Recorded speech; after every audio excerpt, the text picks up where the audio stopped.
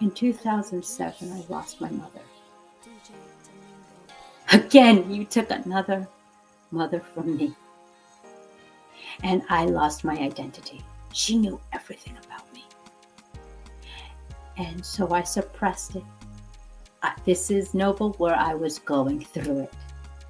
I just continued about my day, suppressing my emotions time and time again.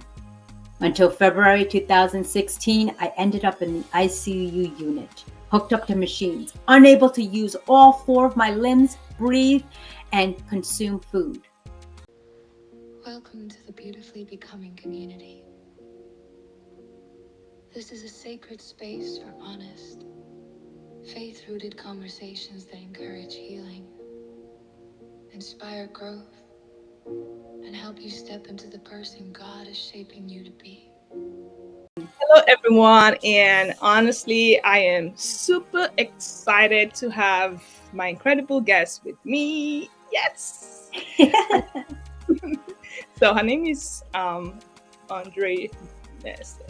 She Yes. is incredible. And it's my desire that at the end of this conversation, you would find healing. You would find healing from, you know, limiting beliefs, any traumatic situation that you have experienced, maybe at, childhood traumas, whatever it is, you would find healing, you would be refreshed, renewed, and also you would actually have that power to forgive, the power of forgiveness. It's such an it's incredible for us to be able to forgive other people. And I have such an incredible, guest who would be discussing with us today. And honestly, Andre, I just really want you to, please introduce yourself, and, the audience watching and listening want me to do it. Absolutely. Thank you so much for having me, Noble, as you are a noble woman, beautiful spirit inside out. Ladies and gentlemen, good evening, good afternoon, good morning, wherever you are. My name is Andrea Mason, your global voice. Certified motivational speaker under the mentorship of the legendary Mr. Les Brown, alongside of having over 2 decades in professional and personal development in the industries of social work and psychology, certified professional organizer and small business entrepreneur, and yours truly, your personal accountability coach, bridging the gap from where you are to where you deserve to be. And as she mentioned, learning how to achieve personal freedom through the healing power of forgiveness. Thank you for having me. Thank you so much. Oh my wow. That's such a very powerful introduction. And we're just really going right on. A lot of people kind of have this childhood traumas, and most times they don't even know that whatever is going on with them actually started, from childhood. So I just want us to touch on, that really quickly. How do we get to that point of awareness where we begin to dig in and get to the root cause, and understanding that, oh my god, this could have been what my experience is. I know we're going to get to the story part of it, but just really let's just jump right on. What do you have to say with regards to it? Absolutely. When we have any type of trauma, drama, pain, or suffering, it really starts from a very young age. Yeah. And it happens in our subconscious or our subliminal mindset. Whether it be the first 7 months of infancy, where the nature occurs, where it's lack or limited, or the first 7 years where it's nurturance, your environment, your love or lack thereof. And as you go through the developmental stages of your life, the different chapters and dynamics, that's where the true growth, awareness, and at times, unfortunately, the false limiting beliefs become real. And it isn't until, what I like to say is, when we are younger, our story is told to us. But at one point in our lives, it is our choice, our ability to take that pen and write our own story. Absolutely. And you just really kind of like said something that really stood out to me, that when we're younger, the story is being told to us, the child is loved unconditionally at the very beginning. Whatever they do, love is there, they're loved unconditionally. And then as the child begins to grow, the love begins to be questioned. That child, the love is still there, but the parents are really like, trying to put in a little bit of discipline here, and all of those kind of things. And I just see that it could be a little traumatic for the child, because we're really kind of like digging into childhood trauma before we really get into like our topic of discussion, really. But I want you to really, that's the area I was looking at. I wanted to kind of like touch on this particular child and the confusion that is going on in the child's head, and this child wouldn't really, because they were very little when the parents were really showing them unconditional love, and then they're not seeing that love, as they grow up. And yeah. Absolutely. And I see this all the time with parents and children. You're right. As they grow older, their love changes. It's unconditional, but it shifts and it changes, where respect is earned, discipline is put into order. And back when I was younger, children were seen and not heard. And I fear that we're falling back into that mindset again, especially the past couple of years, is because it begins, Noble, with this amount of stress that both entities engage in. The parents are stressed out. They may feel overwhelmed. They may feel they can't meet their expectations, and they get frustrated with themselves, which then emulates onto the child. And the child gets frustrated because, think about it, as young children, we want to make our parents proud. We want them to love. We want them to be excited of what we do and what we share and the achievements. And if that unconditional love shifts and changes form during each stage of life, the child may be fearful of not being good enough. Perfection. Are they going to be upset if I make a mistake? Are they going to be happy if I decided to choose another route and not live out their dreams, but live out their own dreams? And we must be mindful of this on both ends, Noble, because it all comes down to the basic fundamentals of relationships: effective communication and effective listening. Many times parents want to speak, say as I do, do as I say, not as I do, where the children say, I'm just going to say what I'm going to say, but I'll do something as soon as your back is turned. And that's when the rebellion begins on both ends. And one of the ideas that I try to encourage mentors, coaches, parents, guardians, don't forget, for most of these children, you are the first face that they see. You are their first teacher, their role model, their judge, their friend, and their safety net. And if that is altered any way, shape, or form during the developmental stages as a child, it can be very traumatic. Because a parent can come home from a long day of work, had a rigorous day at work, then hit rush hour traffic, then is exhausted to make a meal, and the child has some news. I forgot I have a big project tomorrow. I got into a fight at school. I got a C on my test. And what happens? That's just fuel to the flame. And both entities must be prepared and learn how to effectively listen and effectively communicate. Back to you.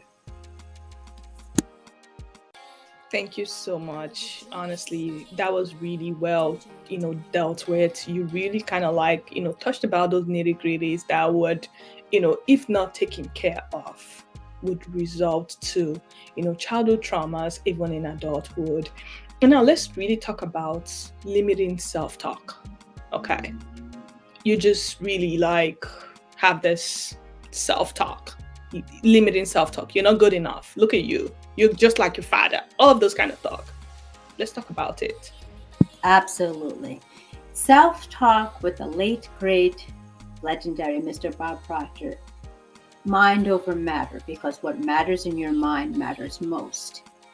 And when we have these conditions of self-talk, we have to be mindful of the root cause of where these thoughts are coming from. Are they false limiting beliefs? Are they from a bully? Are they from an authority that reprimanded you when you did or scolded you when you did something wrong? Or is this the external influences? And today we are so externally influenced by media, music, TV, and even just the community now. And then piggyback it with the second follow-up question. Do I believe this statement? Is it validated by my reactions, by my mannerisms, by my behaviors, or is it another entity bringing me down because misery loves company?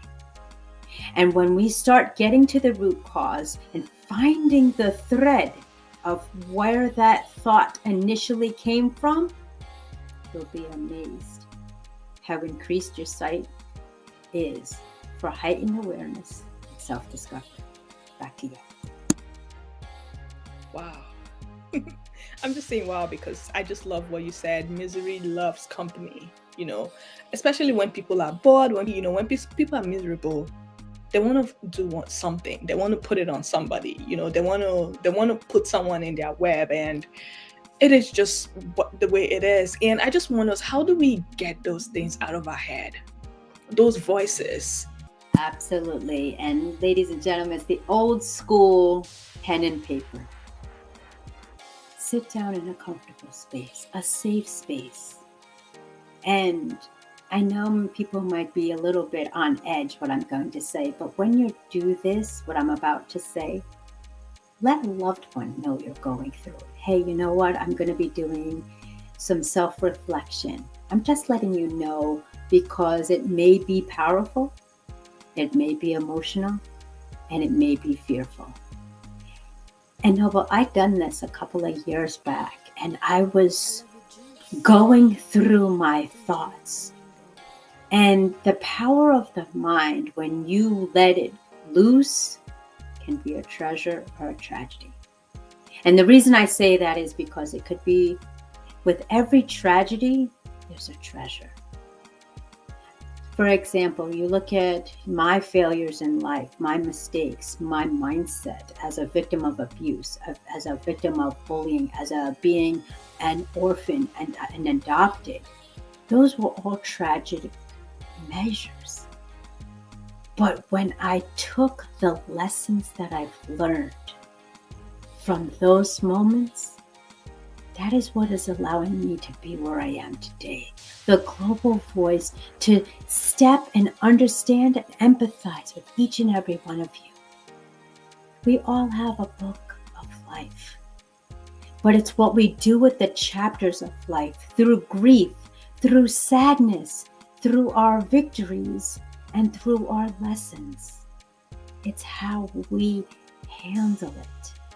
What connected me with the great legendary Mr. Les Brown was, Andrea, are you going through it or are you growing through it? And I say, just take the first step. Grab a piece of paper, grab a pen or a pencil, might as well grab a box of tissues, and just let your mind flow. Because the more you write, the more you understand yourself that has no limitations of what's going in your mind. And once you have a happy, healthy state of mind, once it's on paper, then you can discover the root causes, the strategies, and the tactics that must be taken to alter your perspective, to change your channel, and to raise your frequency. It starts all with a pen and paper. Back to you. Whoa, that was incredible. That was incredible. And I want us to talk on this, just touch a little bit on what you just said. Are you going through it or are you growing through it? You said something about it. Someone might be wondering, what does that really mean? I don't know what phase I am. So just kind of like explain. Absolutely. In order to go through something, you're playing the role. You're going with the emotions. You're not allowing yourself to really absorb what's going on. You're just going on autopilot. You're saying, yes, this has happened to me, but I'm focused on what I need to do, the tasks at hand. However, when you're growing through it, every tear that is shed, every smile that is made, and every fear that you've had, you're learning from it. You're learning the lessons of why you're in pain, why you are suffering. I just did a video the other day. Life is to be lived and not to be one who survives. You must thrive. Learning from your mistakes, your mishaps, your shortcomings, and your lessons. That's what it's about. That's growing with it, accepting the situation at hand, taking accountability of what, or understanding why or what could have happened based on limited or lack thereof knowledge, and then being responsible and accountable for it not to happen again. Because once you relinquish power to another to have over you, that's when you continue to fall victim and be a victim for life. When you decide to learn from your lessons, what is the takeaway message, and what is in my ability, and who around me can support me in this matter, that is going to allow you to grow. But if you take it for face value, and this is one of my pet peeve statements, it is what it is, then you're just going through the motions and you're not evolving to exceed what your gifts, skills, and talents were given, your fullest potential. Back to you. Absolutely, absolutely. I really agree with all that you just said. And, recently I was just really asking myself and I'm saying, wow, I'm glad I had to go through all that I went through because now I'm seeing a more refined me, a more better me, And I was just really like saying it was worth it that I had to experience what I did. And to anybody who's really going through challenges, whatever it is that you're going through, I just want you to ask yourself this question: what am I learning in the process? That is one thing that keeps me in check. And if it feels like you're not learning anything, just know that there's a likely possibility that you're going to stay longer in that phase because it is actually there for a reason. I want you to touch on this before we go into more personal stories. Absolutely. And that's the great and the correct questions to ask. And it's not easy when you're going through the struggles of life because you're being pulled in every direction. I'm reminded by Louis B. Smedes, paraphrase of course, who says, to forgive is to set a prisoner free, only to realize that the prisoner is you. And once we relinquish that healing, how many of us are still carrying the baggage from decades, from childhood, of the mistakes we've made? Look at your life. You're still here. And what's allowed you to go through that pain and suffering has brought you to be a light now in someone's darkness who's going through it. And once we are able to keep that in mind everything we do in life is a choice. Every single second is a choice. How we dress, what we eat, if we go left, we go right, up or down. But the biggest strength is being responsible and accountable for our choices and not putting the blame on others.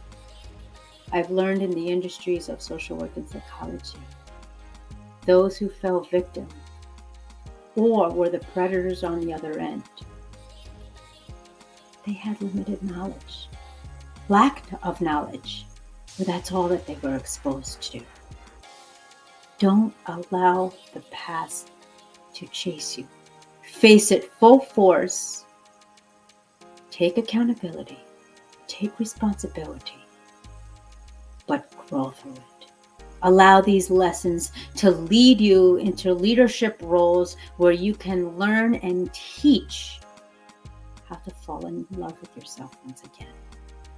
Because when we fall in love with ourselves, our cup overflows, and that's when we can pay it forward. Back to you.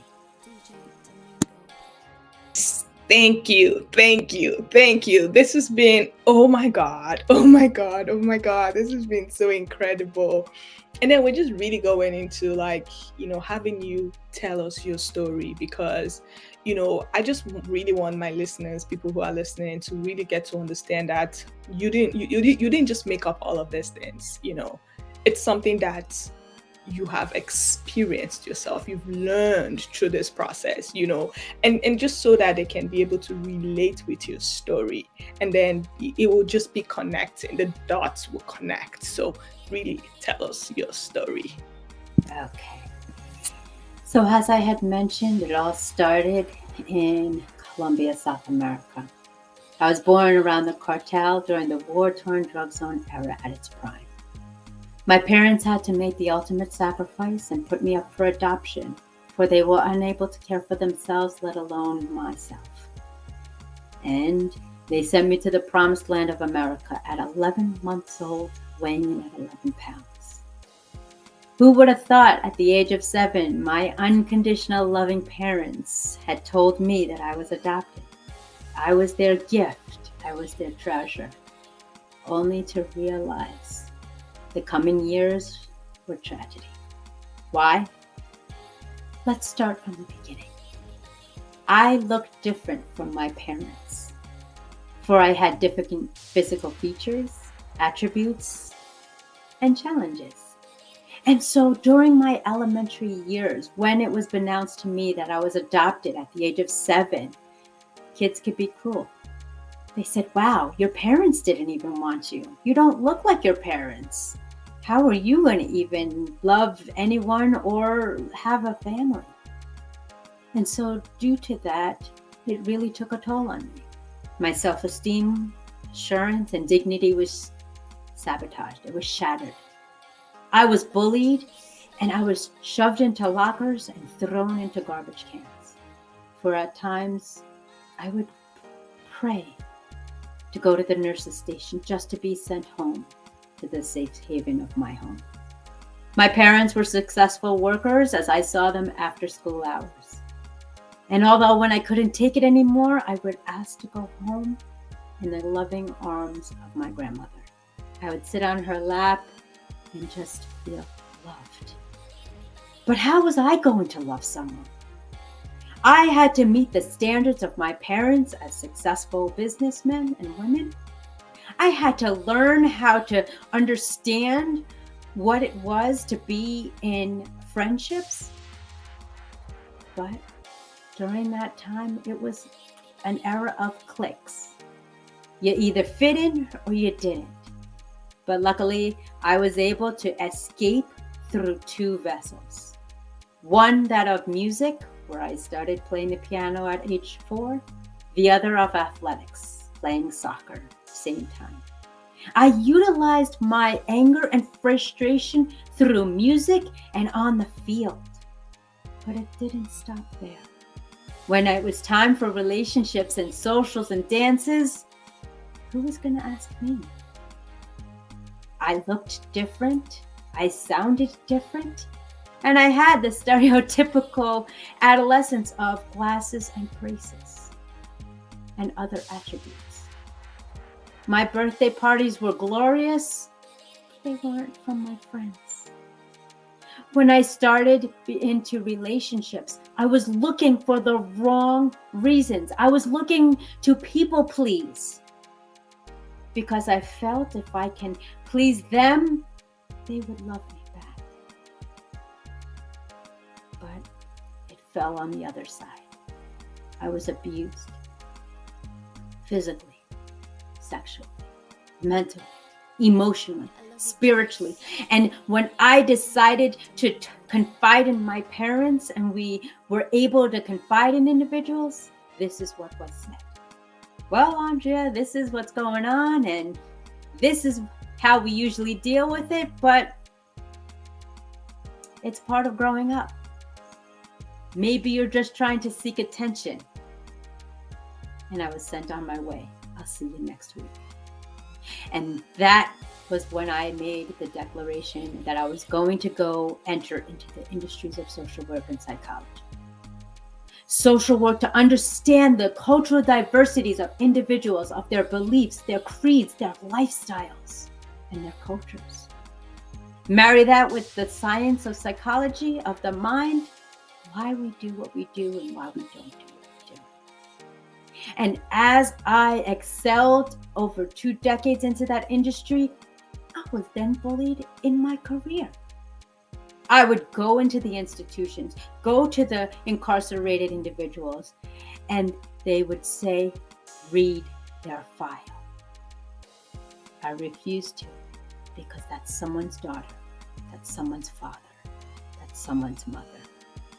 And I went there with no judgment, no excuses, just results, which propelled me into the holistic wellness and nutritional fields. Now I wanted to understand what people really wanted out of life. And when I hit my peak, the world shut down. Now what was I going to do? The world's in complete chaos in 2020, but for me, 2020 was clarity. I took all of my gifts, all of my pain and suffering, and incorporated it into press play. Plan life according to you. See, and what I failed to mention, and I'll make this brief, in 2007, I lost my mother. Again, you took another mother from me. And I lost my identity. She knew everything about me. And so I suppressed it. This is noble where I was going through it. I just continued about my day, suppressing my emotions time and time again. Until February 2016, I ended up in the ICU unit, hooked up to machines, unable to use all 4 of my limbs, breathe, and consume food. And I remember that phone call that evening with my family. Andrea, do you remember the secret? The law of attraction? Spoiler alert. I said yes. They said, remember the medical excerpt.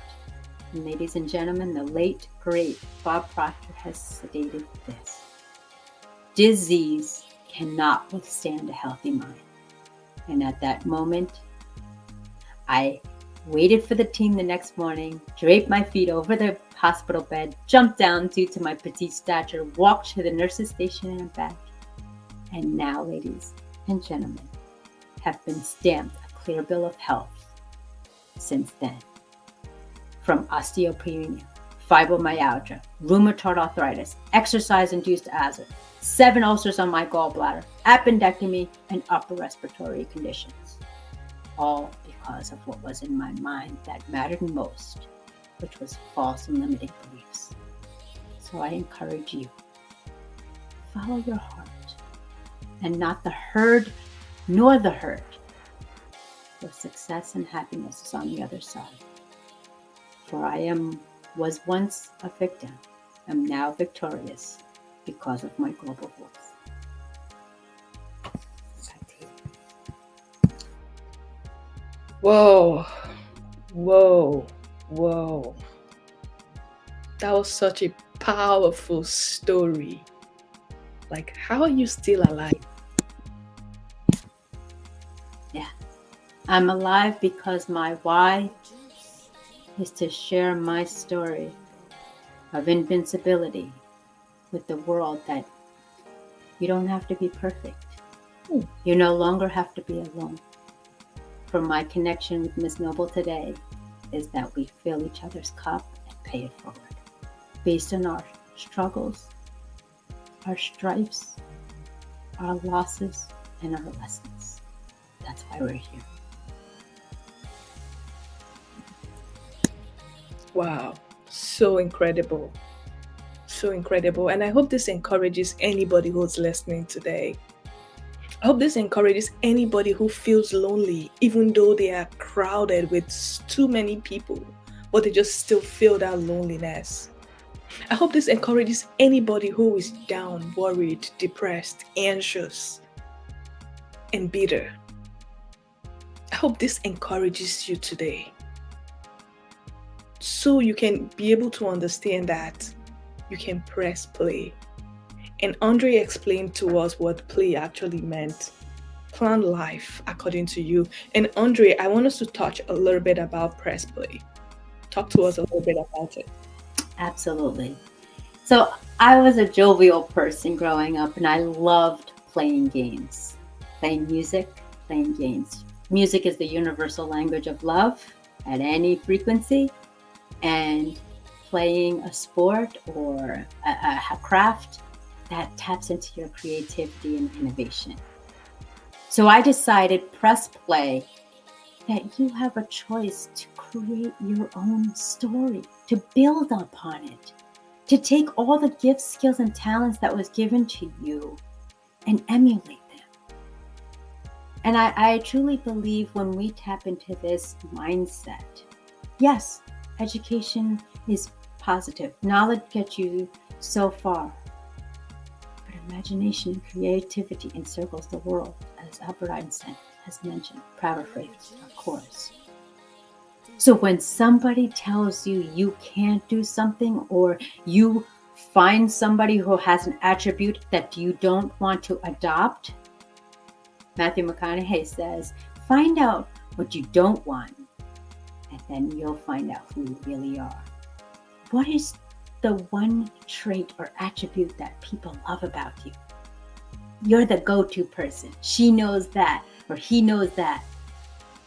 We all know a guy or a girl somewhere, somehow, with a skill. Use that to your advantage. If you love doing what you love, pay it forward. I love connecting with individuals, listening and learning. I don't lecture, I don't dictate, I don't micromanage. That's not my style. It's not for me. Nor is anything cookie cutter for everyone. But when you hone into your craft, you hone into your skill, take the bull by the horns and ride it. This is your life. We only get one shot. But if we live it right, that's all we need, according to Greg, the late great Greg Plitt. How many times have we said, I could have, should have, would have? Don't live life with regrets. It's too short. Allow yourself to live and thrive. Because when you find out what it is you truly love, believe you me, it's no longer work. Back to you. It's been, oh my goodness, this has been so mind-blowing. And I while we begin to wrap up, I just want us to touch on the power of forgiveness. I know you've mentioned it a little bit, and you said it, I wrote it down actually. You said to forgive is to set a prisoner free, only to realize that that prisoner is you. And someone said it, or someone described it, and I really liked that analogy. He said, unforgiveness is like carrying sand in your hand like this and trying to blow the air on it on someone else. only to realize that it's coming all over your eyes and everywhere. That's what happens when we carry unforgiveness, or when we try to pay this person back and be like, you know what, I deserve to pay you back for what you've done to me. So I just want us to touch on the power of forgiveness, and then touch on love, really, because filling up those love buckets, your hearts with love. Absolutely. It is more important to be infectious with love than contagious with hate. Why? Because the power of forgiveness allows you to achieve personal freedom. How many of you out there are still holding a grudge of something that has happened in the past? And I'm going to challenge you and tell you the hard facts. That person has already dismissed it. I said this one time to somebody, and they really said I should kind of keep it. Somewhere, somehow, we are a name on a therapeutic couch of someone. Someone we have hurt, someone we have lost, someone we have loved. If you know and realize how hard it is to change yourself, why invest so much time in trying to change others? It is more powerful and freeing to love than to hate. Hate will consume you and spit you out. Hate will take your emotions, your mind, and your physical body to deterioration. Look at the world. When you're watching the news, listening to the radio of all the toxicity and the falseness and the fear factors by science, that's weakening your immune system. And once you have the fear factor, they've already won. Be brave enough and bold enough to go to the source, but most importantly, be brave enough and bold enough to have a conversation. Because I know some of you out there are living with people who have done you wrong. Living and in relationships with people who have done you wrong. Hear this from my heart. When you are ready, be bold enough and brave enough to sit down with that individual and ask them wholeheartedly what drew them to that conclusion. And once you address that person in a civil, respectful manner, 3 things can occur. Number 1, to be quite honest, they may not have been aware of what they've done, because that's how their family spoke to them. That's how their entities, their circle, or their mindset is. Number 2, they can now have awareness and hopefully not repeat that behavior. Finally, number 3, they can be intentional with it. And this is the hard part. That is when you must take accountability and responsibility to limit your time invested in that person. Back to you. Wow. Wow. Wow. Wow. This has been such an incredible conversation. Honestly, it has really blessed me personally. Like, it has. And I just really want to thank you, Andre. Thank you so much for sharing your incredible journey, your incredible story. Thank you for being a blessing. Honestly, I just want to say thank you. You're most welcome, and thank you for being here. It's with the support, the unconditional love, and understanding your why that will keep you here for as long as you need to be, and your mission is fulfilled. Thank you for having me. As we just wrap up, what would be your best advice to anybody who is still in that season of transition? And then you can just tell anybody listening where they can find you. Absolutely. Through the toughest times, miracles are made. Through life's trials and tribulations, triumphs are won. If you follow your heart, success and happiness are on the other side. But the most powerful point I'd like to make this time right now during this segment: have patience with yourself. Love yourself. And believe and have faith. Everything is working out for you with the right mindset, perspective, and that love conquers all. My name is Andrea Mason. I encourage each and every one of you listening, as a token of my appreciation. Time is a gift that cannot be wasted nor taken advantage of. But I extend you my gift of time to connect with me for a complimentary session. Go to this link right here, andreamasons.com.